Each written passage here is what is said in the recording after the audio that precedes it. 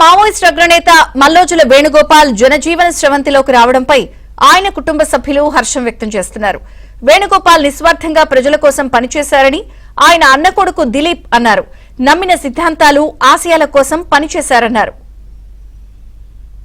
దీన్ని స్వాగతిస్తూ ఉన్నాం. కాకపోతే మేము పుట్టక ముందే ఆయన వెళ్ళిపోవడం జరిగింది. తదనంతరము ఇద్దరు బాబాయిలను కూడా ఎన్నడూ కూడా మేము చూసి ఎరిగిన వాళ్ళం కాదు. బాబాయికి పిల్లల యొక్క ప్రేమ, కుటుంబం యొక్క ప్రేమ, అదేవిధంగా కుటుంబం కూడా బాబాయికి కుటుంబం యొక్క ప్రేమను కూడా దూరం చేసుకొని ఎంతో నిస్వార్థంగా ఇన్ని సంవత్సరాలు ఆయన నమ్మిన సిద్ధాంతాల కోసం, ఆశయాల కోసం పనిచేసిండు. వాస్తవంగా నానమ్మైనా కూడా ఇన్ని ఇళ్లలో గత సంవత్సరమే ఆమె 2022లో జరిగిపోవడం జరిగింది. ఆమె పోయేసరికి కూడా ఒక్కసారైనా కూడా తన కొడుకులను చూసుకోవాలి అని ఎంతో మదనపడుతూ చివరికి ఆమె జరిగిపోవడం జరిగింది.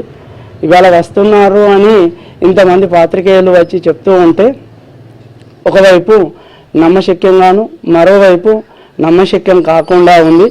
ఏదేమైనప్పటికీ కూడా ఒక కుటుంబ సభ్యునిగా మా బాబాయి వచ్చేది ఉంటే తప్పకుండా హర్షిస్తాం, మేము సంతోషిస్తాం, స్వాగతిస్తాం. వృద్ధాప్యం వచ్చింది, ఇన్ని రోజులు తాను ఈ సమాజం కోసమే పాటుపడ్డాడు.